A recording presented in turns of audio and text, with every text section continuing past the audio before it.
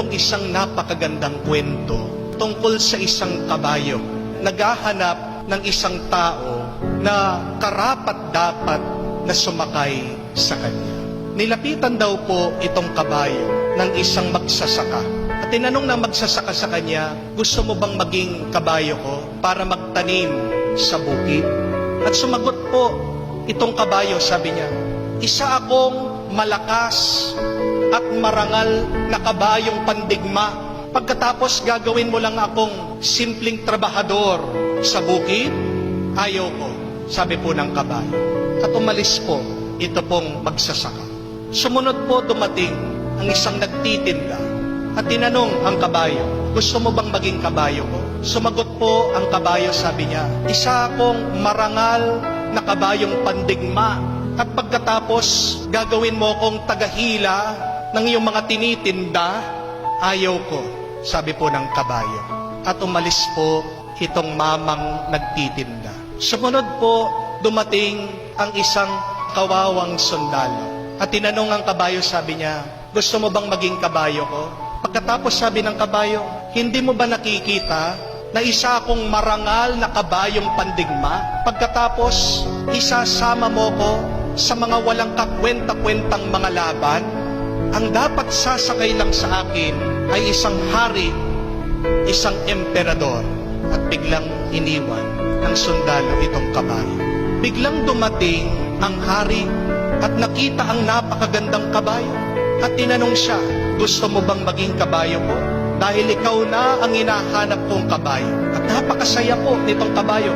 Opo, pero tinanong siya ng hari, alam mo ba ang mga lugar dito sa bansa? Sumagot ang kabayo, hindi po. May karanasan ka ba sa pakikipaglaban? Tanong ng hari, wala po, sabi ng kabayo.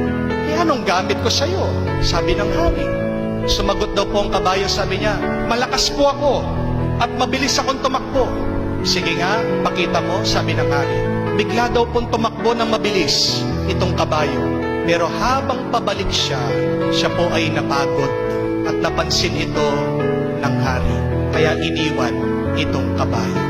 Kung ang kabayo lang tinanggap niyang magtrabaho sa bukid, siya po ay magiging mas malakas. Kung ang kabayo tinanggap niya na magtrabaho para sa nagtitinda, malilibot niya at malalaman ang iba't ibang lugar sa bansa. Kung ang kabayo tinanggap niya na makisali sa mga maliliit na gera, nagkaroon sana siya ng karanasan. Pero dahil hindi niya tinanggap ito, wala siyang nakuhang lakas. Hindi siya nakapaghanda.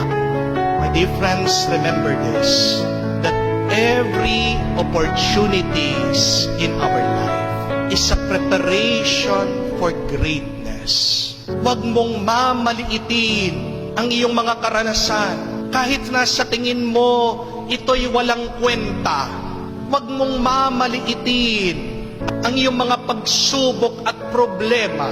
Dahil ang bawat karanasan, bawat paghihirap, bawat sakit, ay pagkakataon niya, binibigay sa iyo ng Diyos. Hinahanda ka para sa iyong karangalan.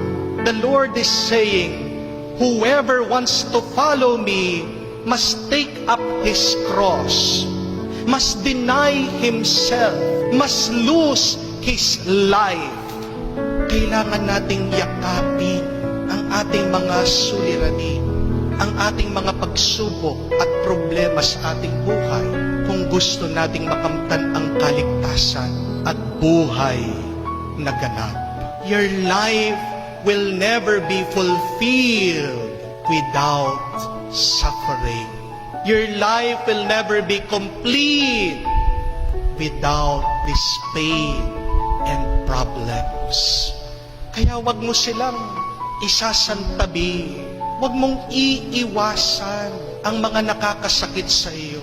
Magpasalamat ka nga pag merong dumadating na problema sa iyong buhay dahil hinahanda ka ng Diyos sa isang malaking tagumpay.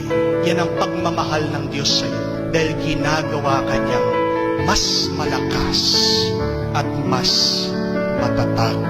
The fullness of life will only be achieved if we are patient with our pains.